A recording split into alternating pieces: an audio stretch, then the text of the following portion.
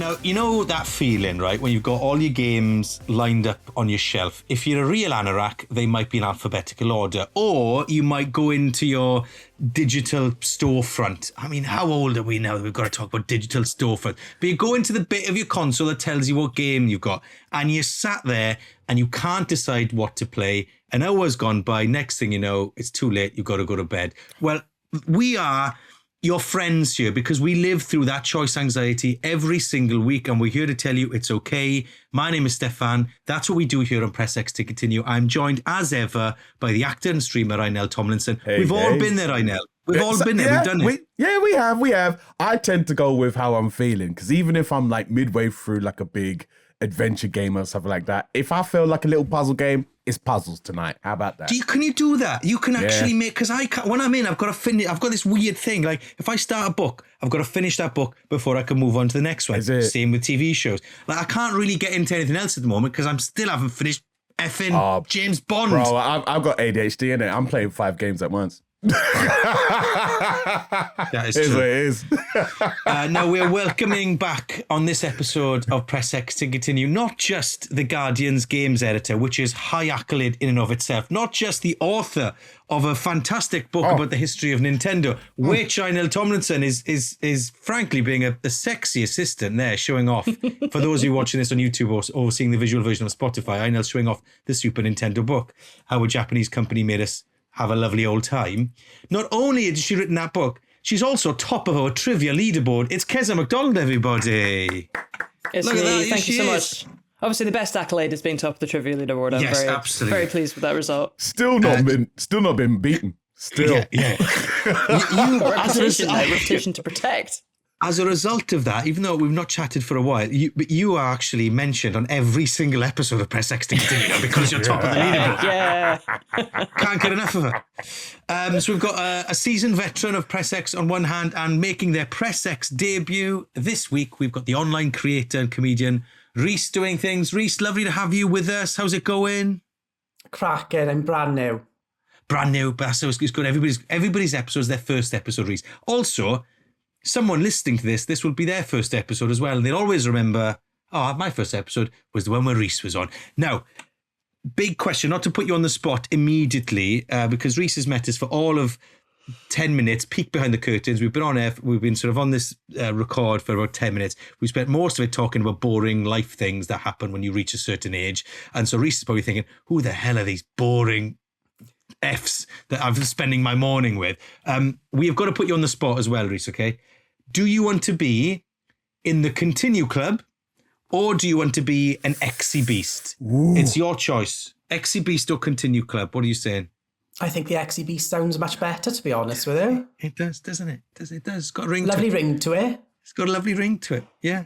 Okay, well, you're now a new Exy Beast. It's RhysDoingThings. And Rhys, you're kicking us off with an unsung hero game. So these are games that maybe haven't had the love that they've deserved in recent years. Have you got anything that springs to mind? I have, do you know what? Theme Park for PS1. Oh, yeah. Yeah, you're talking about language. Like the port. It's specifically the port. It's not the PC version. Everyone knows about that. Port. That's the one. I got you. Because I feel like simulation games are really underrated. And that was my first dip into simulation games. And I was absolutely obsessed with it. Yeah. Now, interesting. Theme park. Do you like roller coasters in real life, or is this sort of the fact you could create your own ones? Were you one of those mean people that didn't complete the roller coaster? Yeah, it was horrible. I was. He's one of those people that put the salt in the chips, then put the price up of the juice. Yeah. The ticket prices. Infinite loop. Loop, so all they can do is walk around 7 overpriced burger stalls and then shit themselves. Can't find the toilet. I will never forget the sound effect of the characters being sick coming off the rides. See, I ended up playing more Theme Hospital that we've spoken a lot about in recent months than Theme Park. We still haven't found that actress, I know. Is it? We still haven't found the Theme Hospital actor. Right. Can someone write this down? I'm writing it down. We wrote it down last time. I know we wrote it down last time. I'm writing it down again. Did you? I mean, if you like the simulation games, Rhys, did you ever do Theme Hospital as well? I did. You know the woman I keep talking about? You know the woman who does the voiceover? I think she's on Cameo, so we want to get her to do an introduction to Press X, but we keep forgetting to do it. And producer David wrote it down and forgot. Right, we're doing that. Can we make this official now? Can we find her, please? Because I love Someone find her. Yeah. So do you like? Is that your jam, Rhys? I mean, we're gonna sneak peek for what's coming up in this episode with you on. We're gonna talk a lot about The Sims. So is this your sort of vibe when it comes to the games you like? Yeah, I love simulation games, but I'll even take those simulation games which are like almost like completely brainless. Like I love Power Wash Simulator. Yeah. Do you know what I mean? Like sitting for hours. I'm like, oh my God, 4 hours has gone and just spray painting someone's house. And that's you could have done your own house in that time as well. I know. That's the worst thing about it, but something better when you're sitting down in it. Yeah. So theme park, do your mates talk? Because I feel like, actually, now you mentioned Theme Hospital got a lot of the buzz at the time. Theme park was popular, but not so much on the PlayStation. But I can't remember anyone talking about it. See, I feel like the only person who knew about it. But then again, I was young. So when that game came out, I think it came out in like 96 or something. Yeah. So I was born in 94. Right, okay, Rhys, come on. So I was young playing Rhys, this game. You didn't have to bring that up. Rhys. No one asked. During the 90s as well. During the 90s was like the peak of the split between the console player and the PC player. Like it was different worlds. It was the full like PC master race time where, so everyone on PC knew about Theme Park and Roller Coaster Tycoon and thought they were obviously much better than everybody who's playing Crash Bandicoot or whatever. But then there were these occasional, and the thing that always amazed me about these ports that came over from PC, a lot of them were just that they shouldn't have worked. Like trying to get something that worked on a PC with keyboard and mouse in the 90s to work on a, technically very inferior console with a controller. It shouldn't have been possible, and yet so many people's first experiences of these like classic PC games actually were like the PlayStation version or like the N64 version of SimCity, which was a tragedy, really. But it was also my first SimCity, I think. Yeah. Now, Rhys, so you were born in 94. When in 94, if you don't mind me asking? You don't have to give me the exact date, but what month? June. So you were born the same month the theme park actually came out in the first place. See, I would have been awfully young playing that then, because I remember playing that for years. So, I mean, I'm not picking up a controller like a toddler, do you know what I mean? No, so but that's the beauty. We're having this conversation at the moment. That's the beauty of gaming in the late 90s and the noughties. If you had the console in the corner of the house somewhere and the discs, you could go months, years without playing. You just pick it up, plug it back in again, and you could start playing. So you could have been like early noughties playing it or whatever, and you were like, 7 or 8 or whatever. Totally cool. These days, we had this conversation about digital ownership of the day. You can't do that, can you? And imagine how sad that is. Yeah, my children have recently, well, not that recently, because I think I talked about this before, but my children have discovered Rock Band, which cool. And it was great. It's so fun. It's so fun. Still as fun as it was in 2009. I just like to put it out there. It in no way has it gotten worse. My kids love it, but every single time they want to play it, I have to run the gauntlet of turning on the Xbox 360. And that thing, firstly, we've been through 4 Xbox 360s in this household. Wow. And and every time I turn this 20-year-old piece of technology on, I'm like, is this the last time? Is this the last time it's going to boot properly? You're scared you're going to get the ring of death. Exactly. And then every now and then it will be like, we can't log you into Xbox Live. And I'm like, no, this is it. It's done. It's my DLC library's gone forever. I'm stuck with what's on the disc. And then sometimes we'll be in the middle of a song and it will suddenly go, oh, can't read disc. And then it will just stop. And it will reset itself. And I'm like, oh, see, I swear to God, I could get my SNES out the cupboard right now, put any of my cartridges in there. It would work seamlessly. It would work immediately. It's a real shame that, I mean, all of the 2000s consoles they haven't so far proven to have the staying power. Every time you want to play SingStar or whatever, it's like an hour-long update plus, just whatever, whether it feels like working today. I do worry that this podcast is going to become a little bit about this one topic, but it just seems to be such a big like at the moment, because of the whole PlayStation not having any discs anymore thing that came out not so long ago, and digital ownership in general. I do get the sense that the PlayStation Network went down the other day, didn't it? And that messed up loads of people. So I do get a sense that it's a big talking point in the sort of people who play kind of space at the moment. Right. No, so you go on, sorry. No, I'm just saying they're going to have to come up with some sort of solution to have some sort of way of having some sort of physical parity with the digital purchases that people have, because it's gonna be a nightmare for the next 10 years or so. Yeah, well, we're gonna talk about it some more in a bit, because it's happened to The Sims, isn't it? Like, so we will come on to that very soon. So right, theme park, great shout, Rhys. Can you remember any particular roller coasters that stayed with you that you made? Do you know what? There was one, I can't remember what the ride was called, but it had a massive, like, horrible face on the front of it, like on the roller coaster. And that one was my destruction, that was. I used to go feral with that one. Never put the end on it, do you know what I mean? And they're all gone. So I love that. This is how my brother used to play Roller Coaster Tycoon as well. There was a particular, I remember it very well. Thing. Yeah, there was a particular console that was like a loop-de-loop and then like a big ramp. And you obviously were supposed to set the speed so that they get to the top of the ramp and then come back down and loop-de-loop. My brother used to just send them off the end of that thing, screaming every time. Psychopath behavior. I don't know if I'm like really boring, but I always play games like the way you're supposed to play them. Just a good boy. Just play games like a very good boy. Problem? Should I be family discount tickets? And you don't even need to like search Groupon for them. They're just available at the gate. No, yeah, we'll let you know. Oh, is that 2 kids, 2 adults? Yeah, sure. Kids Yeah. go free in my part. I want the digital people to have a nice time. You're just trying to create the world we all wish we had in the real world, Stefan, you know? It's a utopia. You're talking to a man who's tried for 30 years of being a Warhammer 40,000 nerd, of trying to find the one sliver of that particular universe that's quite nice. It doesn't exist, but it does in my head. So there we are. It's fine. Blue Boo's been on the Discord. She's suggesting a title, a cinematic platformer called Flashback. It comes from 1992. It's their unsung hero game pick. It's a cinematic sci-fi story. And the animation felt like it was ahead of its time, says Blue Boo. Couple of remasters. It's nice to revisit a game that gave me such good memories. There was a 3D sequel even in 95 called Fade to Black. Yeah. Well, you know what, Blue? I haven't actually come across Flashback. So that's a great show. Because it's the one with the rotoscope animation, right? Yeah. It's that game. Mm-hmm. Yeah, it was famous for that, yeah. Press X to Continue is proudly sponsored by you. That is right. If you want more Press X content, then hop over to our socials and see how you can support us and see how you can help us keep the content coming out. You can access live streams, bonus episodes, behind the scenes content, and even, if you're feeling fancy, some Press X to Continue merch. Right, okay, so we're going to get into a conversation about The Sims now and why it's so beloved and why it's still sticking around, standing the test of time in a moment.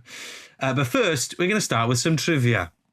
Now, if you want to get involved in the trivia, by the way, you go into our Discord, there's a secret channel, you put a question in there, our producers look at it, and they can sort of fashion it into a question. If it's just a fact or a silly anecdote or whatever, we can turn it into a question. This week's question, though, comes from, I don't know how to describe this person. He's the keeper of the Press X Discord, Mod Supreme, the man who's written a list of all the unsung hero games. Mod with the most, yeah. The mod with the most. Very good. That's what I call him. Mod with the most. It's DW who's come up with this week's question. DW, thanks for all your work in the Discord. Thanks for that unsung hero Excel spreadsheet. And also thank you very much for your question this week. And the question is this. Who wants to be a continuaire? In the original Street Fighter game, why did the developers go as far as to include a blood type for each character? So in the original Street Fighter game, every character had a blood type. Why did they bother including that characteristic? Oh.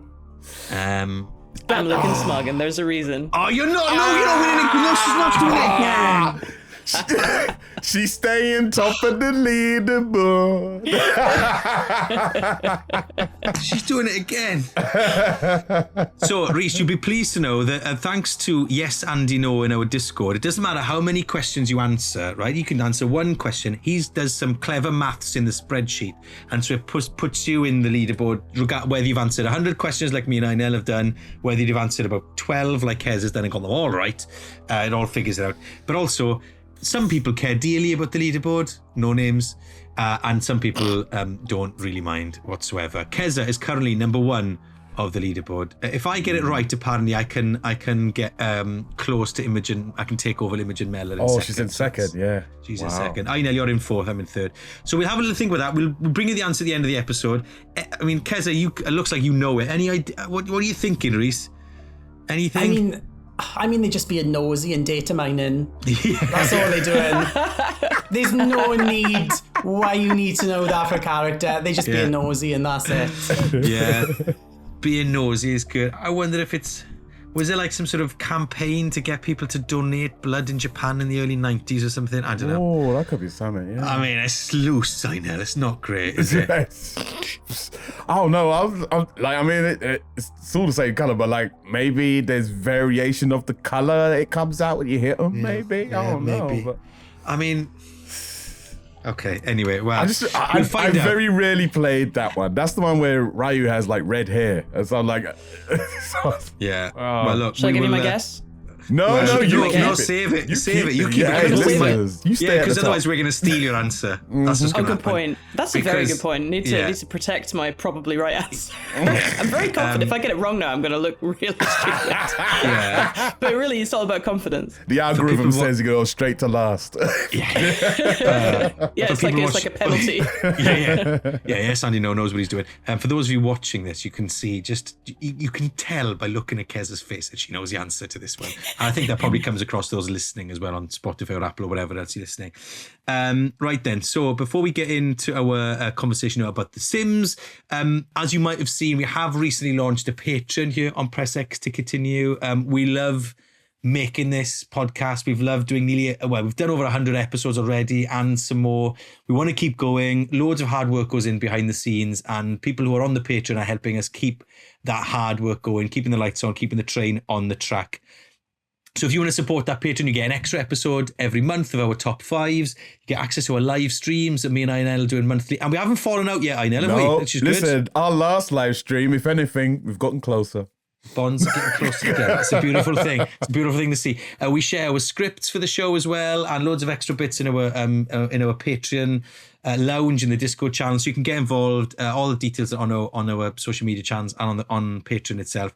If you're not in a position to support at the moment, that is totally cool. Nothing is going to change. There's still episodes coming, full length Press X episodes coming free every Tuesday-ish. But if you are in a position where you want to do more and support us, then we would love to have you over in the Patreon lounge. And thank you very much to everybody that is supporting the show so far. Right then, okay, let's get into it. So, Rhys, you inspired us to talk about this episode because I've seen on your socials you're a bit of a Sims guy, is fair to say. I am mad for it. And before I started doing content creation, I was actually a Twitch streamer, which only streamed Sims. Fantastic! And why 5 days a week? Did you do 5? And of all the games you could have chosen, you could have gone back to a theme park. What was it about The Sims that made you think, yes, that? I love it, right? Because you can change a story every time, and you can't complete the game. You just go and go and go, and I think that's great. You really get your money's worth. Do you know what I mean? Yeah, forever game.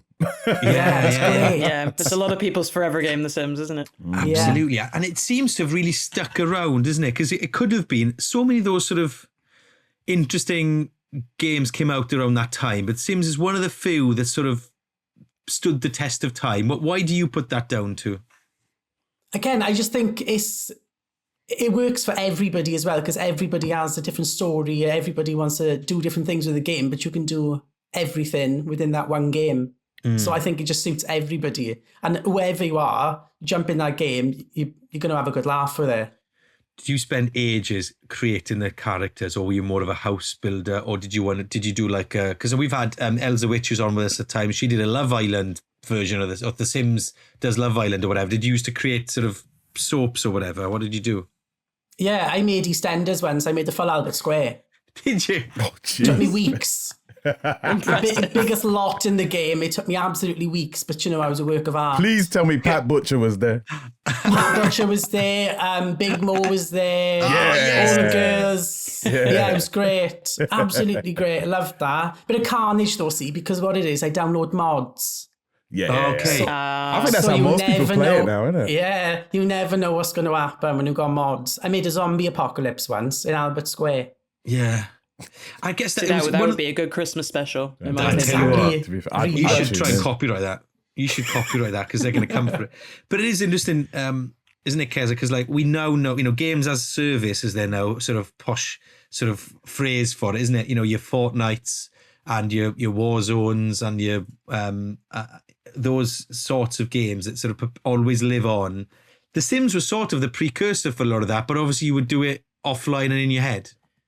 That's kind of the thing. Like nowadays, if you are basically people are trying to get you to play a game forever, every day. The Sims came out at a time when there was no, you paid your money. There was no incentive for a developer or publisher to get you to play it every day then. You'd paid your money, but everyone just kept playing The Sims. And, I have so many stories from over the years of like, I have a friend whose mother was like properly addicted to The Sims to the extent that she basically started ignoring the real world house and family and just played The Sims for weeks, and they had to stage an intervention. I know it was responsible when I was a teenager. I think The Sims 2, I was playing that, and in the 2000s you'd have like a computer cover, like the computer would have its own little room. We venerated the computer. Yeah. And it had a little cupboard off our living room where the computer lived. And I was in there playing The Sims 2, and I created, because I was someone who created people who I knew in real life in The Sims and put them in and would just like see what happened. So I'd created our family and our house like quite accurately. And I was in there watching my family go about their business in their little pretend house. And my dad walked in, and he looked at the screen and saw like little versions of himself. And then he looked at me, and then he looked at the screen. He went, "What are you doing in here?" Completely baffled by the whatever sick social experiment I was creating. I remember feeling suddenly very embarrassed and self-conscious. But yeah, because The Sims was just the pattern of play is such that it's not too demanding, and there's always something else that can happen. As Rhys points out, like it can never end. And so it also appeals to players who like messing about with detail, and it appeals to players who like kind of big story arcs. It appeals to players who like social play, and it appeals to those who like achieving things like money, cars, houses. And there's always something for anyone to do in The Sims.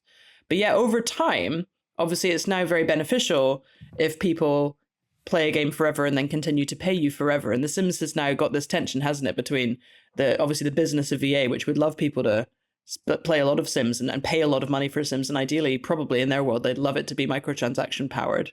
But the classic Sims has always been you pay for it, you pay for your expansion packs, and you can play it for as long as you like. And The Sims also had a million expansion packs, like even in the 2000s.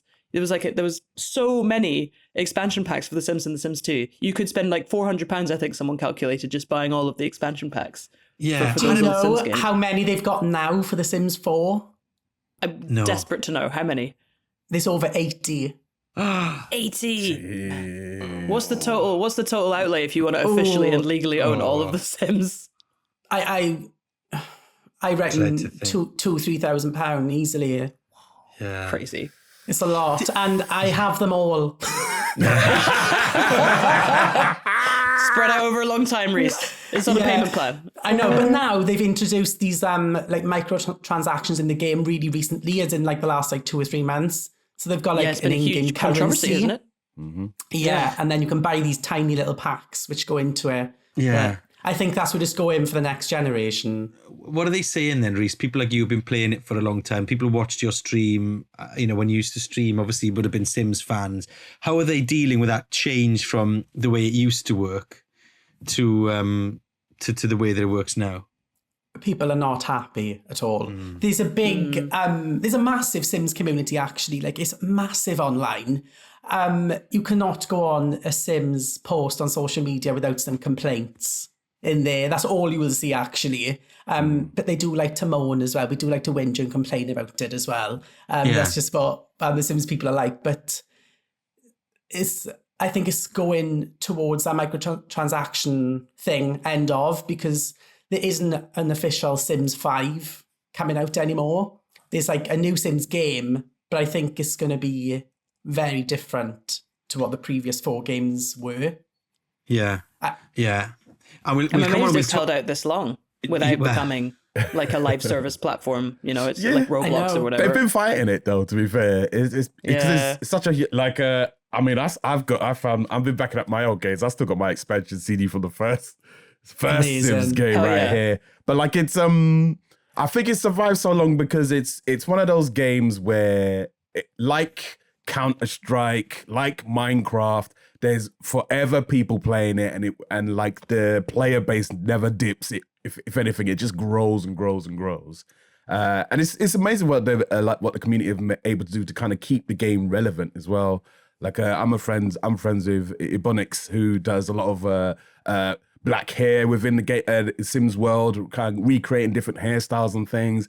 And people kind of like download those, and so they can make their own storylines and create avatars that are a bit more true to them. And it's essentially helping them out, like EA out with like the different the work that they're doing. Well, that led to an actual change with the developers, right? It did, yeah, which is amazing. Like, I mean, to show that they're listening, because there's a real tension, isn't it? Like, you want the developers to listen to what the community's saying, because that's the other people like you, Rhys, who are spending your, 5 days a week as you're playing Sims. If you're not happy, then obviously you're going to lose your player base. But at the same time, you've got to think about how you make cash from this whole thing. So that is. Do you feel that tension a lot as a player?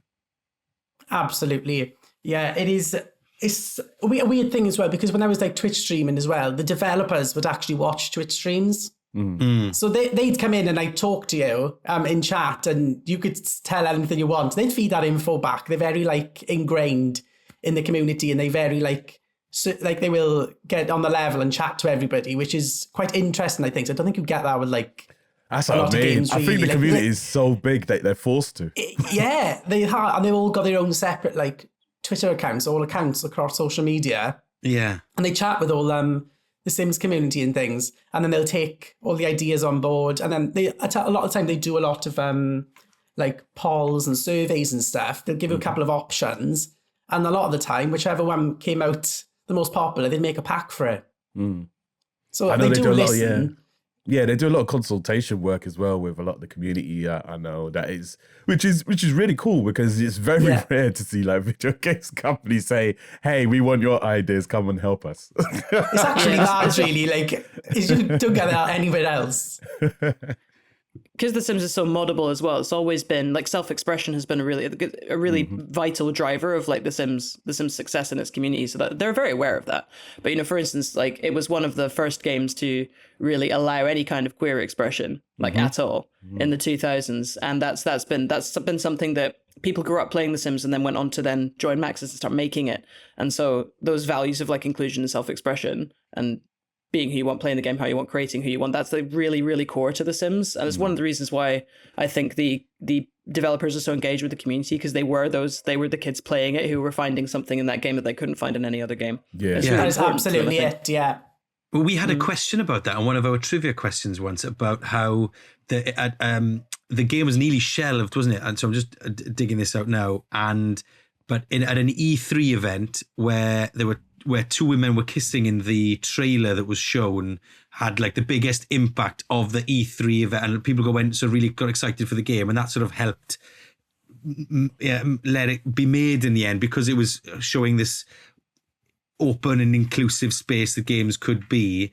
And that sort of happened by accident. Yeah, by accident. Yeah. Really, it happened by accident. It wasn't supposed to, because they were on a rush, and it happened by accident, right? And it's had this big nobody impact. had put gender into the code. Like nobody had bothered to put gender restrictions into the code, so just everybody was up for whatever. Like all Sims were bisexual in The Sims 1 and 2. Yeah, I think that's how we all play it. There were no straight people in The Sims until quite one of my favorite little facts is that The Sims did not include straight people until like a couple of years ago, when they started letting you choose Sim sexuality. Before that, basically all Sims were bi. There were no straight people in that game. And it's great. I thought that, just because I can remember gaming around that time when it was quite an exciting period, wasn't it? Because new stuff was happening. People were trying new things. And what I loved about The Sims, and I don't know if it's kept this in recent iterations, Rhys, but what I felt at the time was how mundane it was.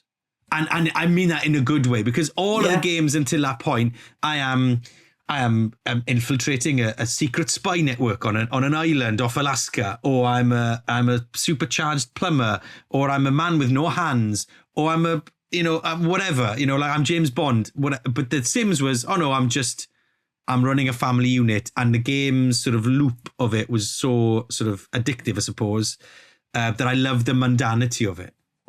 Yeah, I agree. Yeah, and I like the first Sims I played was The Sims 1, but that was on the PS2 version, because I didn't have like a PC at the time which could support those ports. Games. Again, as ports, but it was a completely different game, because The Sims 1 for console was story driven levels. We don't get that on PC versions. It was a completely different game. What was they had the herbs. Get a Life. They did that. On the PS2. My favourite game of all time. Is it? Yeah, of all time. I can't even tell you how many times I've replayed that through. There's been times I've gone the full day, just played that right through start to finish. Oh, yeah. Absolutely love it. Very different games. Very different. Yeah, they games. had all these strange little like DS and like Nintendo DS versions as well, which was I think there was mostly it was like an alien story. I think it was kind of like a, if I remember rightly, one of the DS versions was about aliens arriving in a small town. That's how they framed it. Strange Town. Yeah. There's all these So like, many little spin-offs. spin-offs for console. Yeah. It was Because they couldn't get the full kind of like sandbox experience to work on a console for so long, so they just like, exactly. well, let's just make something up and put it out there with the same engine. I really respect that, actually. I seem to remember the DLC that I can picture the front of the box now. Was it the Cats and Dogs one? Yes. Pets. That DLC. The Pets one? The Pets one. Sims Pets 2 for Sims Pets? 2. Was it that? Yeah. Unleashed for Sims 1. I just remember the box art now. Just sort of, and when the animals got involved, I was like, oh my gosh, this is taking on a new. I worked in a video game shop at a time when all of those console ports was coming out. There was so many different variations of Sims in the store, man. So many. Yeah. Castaway, that was another one I remember. Oh, the Castaway one. Brilliant. They Busting did one that was out. essentially, there was one that was essentially just a sex expansion. Like Hot hot Date. stuff, I think. Hot Date. Hot Date. Hot Date. Yeah. It's like a bunch of 13-year-olds running to buy the Sims sex expansion. And do you remember they had Let me have one? They had one called Superstar. And in don't the remember that early one. Sims games, they would put real celebrities in the games. So there was like Christina Aguilera was in there, Avril Lavigne was in there. And then later in the games, there was a full pack in The Sims 3 for Katy Perry. Oh my God, there was an entire Katy Perry expansion. Was What a time there? capsule. And it was bloody awful. It was terrible. This would be such a fascinating thing to look at, like the celebrity, like mid-2000s celebrity editions of The Sims and see how that's aged. I bet well. I know. But also, you know what this is mad is that all of this stuff is that everybody, when Fortnite was doing all this, relatively recently, thought, oh, it's groundbreaking. Ariana Grande is in Fortnite, isn't it amazing? Hang about, Katy Perry was in The Sims back in the day, ladies and We gentlemen. don't talk about that. We don't talk about Do you think that. Katy Perry talks about that a lot? Do you think Katy Perry's down the pub being like, I was in The Sims? I was guys." in The Sims. Screw going to space. I was, Screw the Super Bowl halftime show, whatever else she's done. Yeah. I was in The Sims. So there was this. There's been a bit of controversy over The Sims this year because, and we've touched upon it in terms of like ownership. So you can't. In fact, let me get this right. So it's the 25th year this year, wasn't it, of The Sims? So they had this bundle come out in January because you couldn't actually play the original games unless you had the original disc from back in the day, right? Unless, because I know modders have been keeping it going and stuff, haven't they? Yes. But that's not officially supported. So they've released this. They released it back in January. They ignored a lot of that work done by the fans in the interim, and it just didn't work, Rhys, did it? Those releases that came out. No, people did buy them because it was a way to play the games again, which was supported. Like you said, modders were spending their free time updating these games. And the problem was, once you had a disc version, nobody has disc drives anymore. Yeah. So people were going through alternative routes to find digital versions, but they would come with the patch. Yeah. And then the modders then were updating the patch because there's no hardware. Like it wasn't happening at all. I remember playing it a few times. 10 minutes in, gone. And I'd have to reinstall everything over again. It was a nightmare. So people were happy that it came out, but it was a bit of a middle finger up to the modders who've been carrying it for the last 10 years. Yeah. And also, it's a lot of money to buy, what was it, like $40 to get all those old versions. Yeah. And if they weren't working properly, Rhys, that must have pissed a few people off. Yeah, it wasn't great when it first came out. A few weeks later, I think it was 2 or 3 weeks later, they did a big patch update. I'm like, well, you should have asked the modders, they do it overnight. Yeah. Yeah, it's mad. This has happened with several different games, hasn't it? When a new, like an anniversary edition comes out and it is much less good than the version that fans have been diligently and for free out of sheer love cobbling together for 15 years or whatever. I'm trying to think of like other games from this era that have stood the test of time, quote unquote, or like had the impact of The Sims. And there isn't that many franchises From the early 2000s. Maybe World of Warcraft is the other one from like the early 2000s that's had the same staying power. Yeah. World of Also, Warcraft. Animal Crossing. Good point. Yeah. Animal Crossing. Yeah. Because I still play that religiously. Yeah.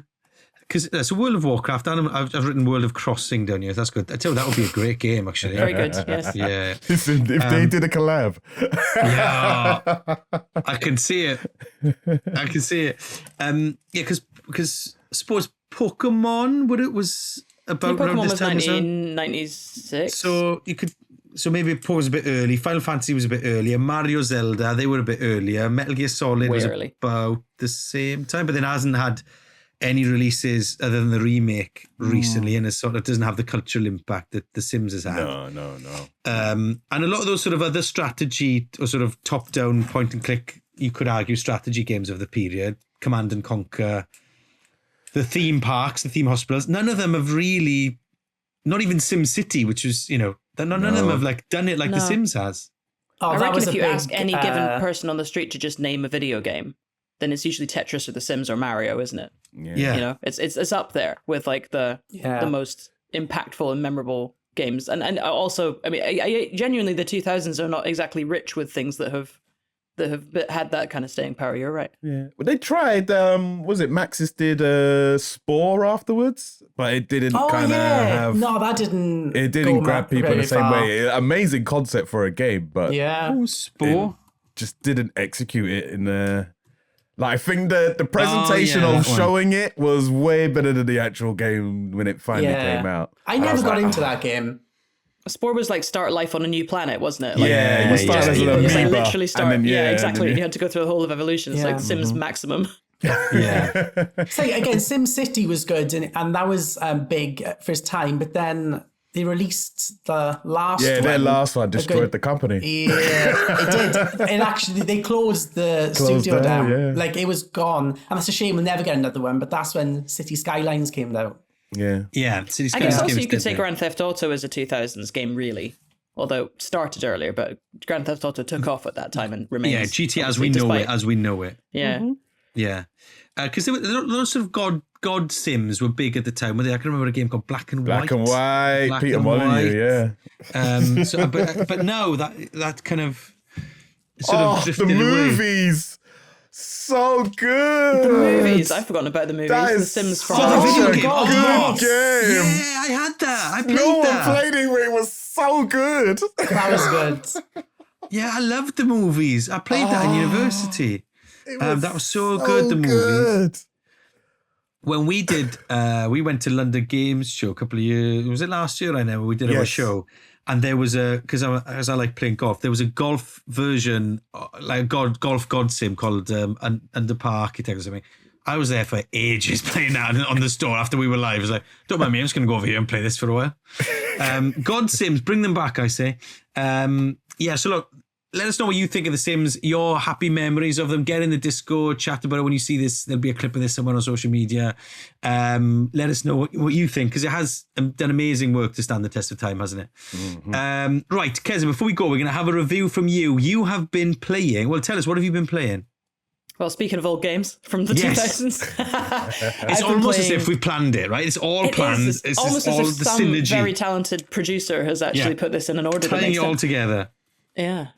So I have been playing Halo Campaign Evolved, which is, of course, the very, very new remake of the 2001 classic Halo Combat Evolved, which is Bungie's sci-fi opera starring Master Chief. It's very interesting, this game, because on the one hand, a whole bunch of stuff is going on now in the outside world with Xbox, with video games in general. And so it makes it impossible to play this game from 2001 without having a lot of feelings about how different things are and how different like the whole game development world is in now versus 2001. But the core thing is that Halo is a superb shooter. It's just a wonderful, wonderful shooting game. And that, that's true even if you play, the old one. And also it's one of those games that it didn't really need to be improved. I honestly think Halo is one of those games that you can go play it now and it's not like, well, you can kind of see what they were going for. It's honestly a superb game. So what we have now is a pretty version that's made in Unreal Engine, which has removed some of the kind of weird kind of polygonal, the eeriness of that original art style. And it's removed some of the very period specific elements of it. And it's polished it up. It's added in quite a lot of new cutscene-y bits. It's made it all a bit more dramatic. But the absolute core of that game is shooting aliens. And I don't think any game since has done shooting aliens as well as Halo. You know, it's really made me miss the time of like Half-Life and Half-Life 2 came out like in the same sort of space of time, same kind of decade. And these were just like excellent single player shooters where you went through and the experience of like, it was almost like they're both horror tinged shooters, right? The experience of being just one lone person going through with all this peril and this unknown alien world and these unknown alien threats. Like I'd kind of forgotten that because I've not played a great single player shooter in so long because they really they're all make like them for that. Online expansion and it's all multiplayer and it's all other stuff now. Like, what dominates the shooter now is like, you know, a kind of quick campaign that it's all a shooting gallery, you know, and then the multiplayer, because the multiplayer provides endless variations of the same fun. Whereas like when Halo came out, it was the AI, it was the way that the enemies behaved that provided endless variations of the same fun. So, you know, you'll walk into a firefight, get shot by, you know, an elite over in the corner who you didn't see. And then the next time something different will happen because the enemies will behave differently. Like each fight evolves spontaneously in the moment in a way that I really don't think I've experienced in a modern shooter, you know, because they've given up on making enemies smart and just replaced them with humans who are obviously, you know, more adaptable and more smart. So there's not really been a huge amount of, I really don't feel like enemy AI has progressed that much. Nope. I'm sure an AI programmer would properly dress me down over this, but it doesn't feel like I've played a game that has smarter enemies than the original Halo, especially on like heroic and legendary difficulty. So I've had a wonderful time playing this game again. It is a superb sci-fi game. It's really fun in co-op. It's just so fun in co-op. Like I've been playing, it turns from a kind of quite creepy sci-fi, horror tinged sci-fi game, very dramatic, into just a complete like explosive festival of nonsense when you add in two or three other players. I've been playing it with my partner and we've just had a great time throwing around ghosts and warhogs and blowing stuff up and just skipping entire bits of the level accidentally by just like hijacking a vehicle and just running through everyone. We've had a lot of fun with it. It's a very adaptable game and it really, to me, it's made me respect the original Halo a lot more. I'm not sure I like this remake as much as I like the original Halo, but it's made me really respect what was achieved then. And, you know, obviously nowadays, if I was going to get someone to play Halo, I'd probably, you know, you're much more likely to get them to play the new one on a PlayStation 5 than you're going to get them to play like original Halo on an ancient Xbox. So I'm pleased that it's back. And I think it highlights a lot of the stuff that was really great about like single player shooter design, co-op shooter design in the olden times. And it's like, let's do that again, guys. Let's bring it back, actually. Let's get people making new games with this kind of, with this attitude, actually. Let's get people making new games with smart, intelligent enemies that refresh every encounter. Let's get people just having fun with single player shooters again. I think it's ready for like a proper comeback, the single player or co-op shooter, the non-competitive multiplayer shooter. Let's have it back and let's start with the Halo remake. It's more than Call of Duty and Battlefield, please. Thank you very much. Let's have other things. Rhys, you obviously we've talked a lot about your love of simulators. Did you ever play Halo shooting games when you were sort of learning to love games? I'm terrible at shooters. Absolutely horrendous. I'm better on PC because I can literally point and click. But if I've got a joystick trying to aim, I am out. I am honestly, it's shaming. Absolutely shaming. This was part of the, like in 2001 when Halo first came out, this was like the whole conversation was like, oh my God, there is a first person shooter that's on a console. Like that in itself was not a thing that happened. Like the shooter was pretty much exclusively a PC thing. And so Halo really was the game that brought shooters to consoles, that made console players familiar with shooters and able to use twin stick controls. It was the game that taught people to do it properly. It was because before that, there was games that did have like twin stick control methods, but it was never like, I mean, Perfect Dark had it, but it was not the same. And it was like, GoldenEye was like, it was a bit, it was all fudgy, but Halo nailed it. Even to like when you first started the game, look up, look down, look left, right. Do you want to invert it? That was the first time I remember getting asked to invert my controls in game. I was like, what? I can invert it? Yeah. I'm looking around like that. But it was...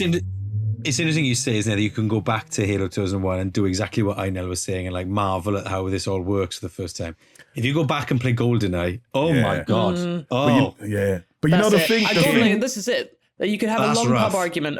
You could have a long pub argument over whether GoldenEye or Halo was really the game that brought shooters to console. But like, if you go play those two today, there's a clear winner. There's a clear winner which one's better. The issue is though, like when I see how good like the Halo Combat campaign evolved is, and how amazing the original was, it makes me like feel how hard that the Halo series has fallen from there, because that was the definition of a console seller. I bought an Xbox for Halo. I played it once at a friend's house. I'm getting that. Saved up birthday money to buy an Xbox, 2 controllers just to play Halo. And then now, like, I see how amazing it looks, but I'm like, It's kind of become representative of how Xbox has in itself kind of fallen. It's so hard to play this game now without thinking a lot about, like, you know, where Halo is at, where Xbox is at, where Bungie's at as well, the original developer, which is obviously now owned by Sony. Yeah. And it's a lot has changed in this time. It really has. But Halo is still fun, and that's important. Yeah, I mean, because Halo Infinite, when it came not so long ago, just didn't. No. I mean, it's quite fun to play in the open world Halo vibe. It was quite fun to play. I honestly think that it just got too convoluted, and it went up its own backside a little bit. Keep it really simple, overpowered hero shooting his way out on space. Keep it simple. I don't know. The whole AI Cortana thing was fun, but I got too much, and I got too complicated with the storyline. Lost casual.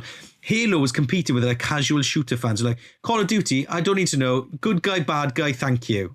And I like convoluted sci-fi, right? I know, but genuinely, I think, right, you got people, right?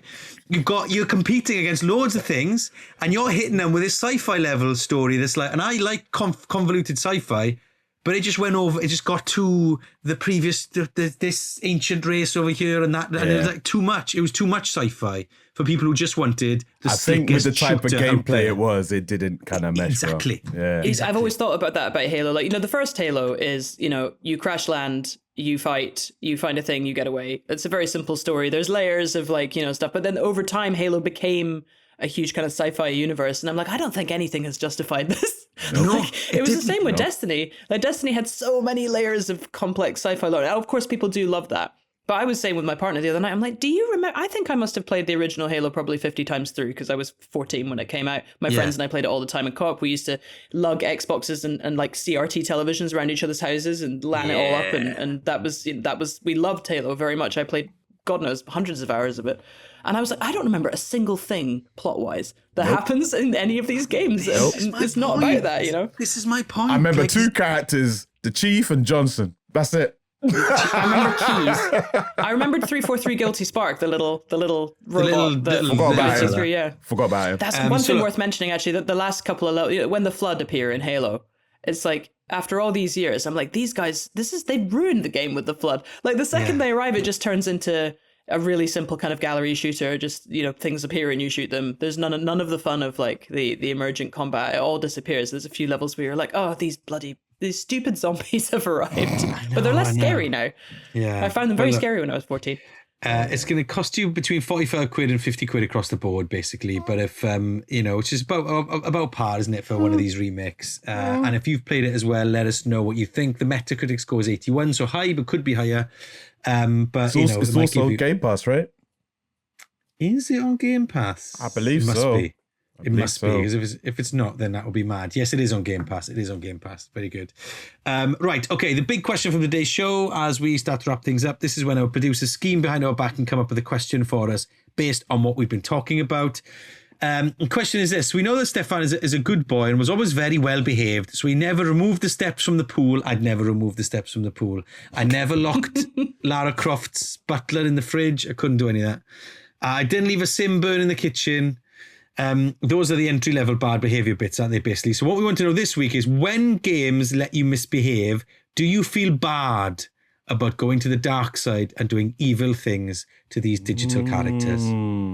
Rhys, I've got a sneaky feeling I know the answer to your question based on what you were saying earlier. We already know what happened at Albert Square. Yeah, you don't know what happened at Albert Square. You don't know the full story. That's the problem.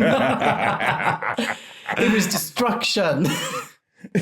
Are you quite an evil master recently? I can be.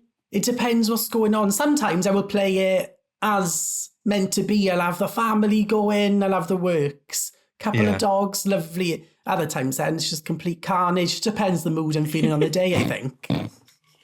If Rhys has had a bad day and you're one of his Sims, look out, isn't it? My Sims hate to see me coming in a bad mood. They're terrified. Can I go to work today?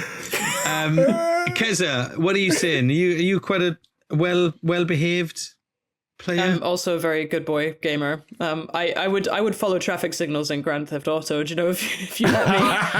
I've tried that. I have terrible projected guilt whenever, like, I remember running over a pedestrian in the first Grand Theft Auto I played properly was 4. I remember running over a pedestrian and feeling terrible and having to reload the game. Like, that's where I'm at. Yeah. Like, give me a reason why, I can shoot a bad guy, but like, if it's just poor, random, innocent little NPCs around the place, I feel terrible for abusing them accidentally or on purpose. So I'm on your side of the fence there, Steph. Yeah. You know what? I followed traffic signals as well. I think it was Driver, on the PlayStation. I was like, yeah, it's a red light, stop. I was like, I used to love doing that. But I get 3 points for you. Yeah, but like, I usually play games if they're like decision making games or they give me a choice. I usually play them towards my own morals and stuff. And I'm like, okay, this person needs a punch in the face, or no, we're not going to do that. We need to save this particular species if it's like Mass Effect or something. But like, yeah, I never usually go to the dark side. No, not usually. I tried really hard in Red Dead Redemption 2 to be good, because then you do get the good ending. So I'm gonna, so you do get a bonus from it sometimes. Right then, the answer to this week's trivia question, DW, the mod with the most, and one of our patrons. Thank you very much for your lovely question, Keza. What do you think? Do I need to guess? Yes, you do, but not yet. Right, Einil, what are you I'm so saying? Keen, I'm sorry. What answer are you going with? I don't know, like different color blood.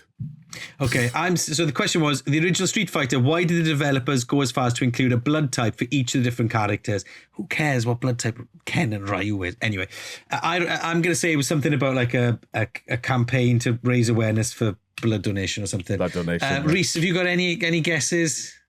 I'm thinking maybe some blood types are rarer than others, so they had more like different power behind them or something. Oh, okay, so the characters. Oh, that's interesting. Yeah. Okay, all right. Okay, Keza, what are you saying? What is the answer? So I think in Japan, what blood type you are, it's kind of an indication of your personality. It's a bit like your zodiac sign.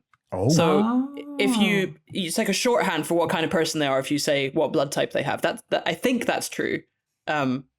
And I think that's why it is. I think it's a way of including them. It would be like including their zodiac sign in the West. Okay. Right. Okay. So like saying they're Gemini or whatever. Yeah, they're Leo. I get you.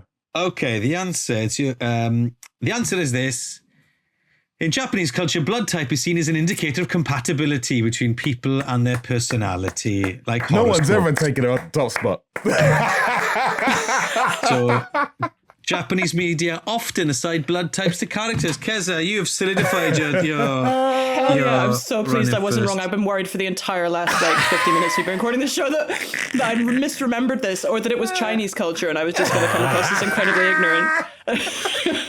So me and I, we stay in 3rd and 4th. Rhys, you're joining the leaderboard in 18th, but there's plenty of time for that to change next time you're with us. It's been a joy to have you with us this week, Rhys. Thanks for telling us all about your love of simulations and of Sims. Yes.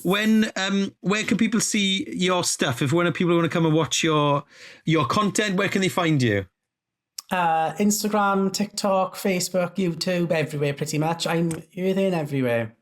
Rhys is doing things, and you can go and check them out on all of those places. Keza, we will see you again next week. That is it for this episode of Press X. Remember, if you want more Press X, if you enjoy what you listen and you fancy more of it in your lives, then go over to the Patreon and join our Patreon there for an extra episode every single month. And we will see you again next week. Bye-bye. Bye.